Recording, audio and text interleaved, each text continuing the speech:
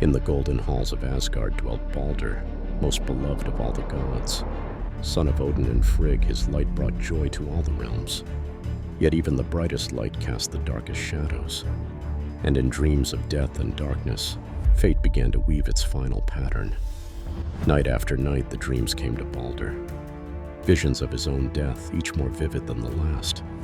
His mother Frigg, seeing her son's torment, took upon herself a mighty task. Throughout the 9 worlds she traveled, extracting oaths from everything that might bring harm. Fire and water, iron and stone, all manner of metals, diseases, beasts, birds, and serpents. All swore never to harm the beloved god. Only one thing did Frigg overlook: the mistletoe, so young and seemingly harmless. But Loki, ever watchful, ever seeking weakness, discovered this secret. With careful hands he crafted a dart from the plant, knowing that in this innocent growth lay the seeds of catastrophe. In their confidence and joy, the gods made sport of Baldr's invulnerability. In a great circle they stood, throwing weapons and stones at him, laughing as each fell harmless. But Hodr, Baldr's blind brother, stood apart.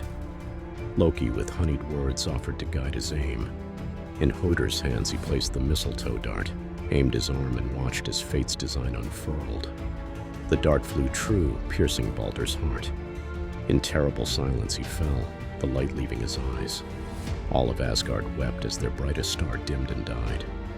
Nanna, his beloved wife, died of grief and followed him to Helheim. In their sorrow, the gods sent Hermodr to Hel, seeking Baldr's return. Hel set her price. If everything in all the worlds would weep for Baldr, she would release him. Once again, Frigg traveled the realms, and all things wept: stones, trees, metals, and beasts. But one giantess, Thuk, refused her tears. "Let Hel keep what she has," she said, and thus Baldr remained in the realm of death. Only later did the gods realize that Thuk had been Loki in disguise.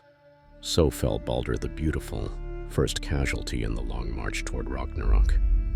Yet prophecy speaks of his return after the great battle, when a new world rises from the ashes of the old. Then shall Baldr's light shine again, brighter for having known darkness, stronger for having faced death itself.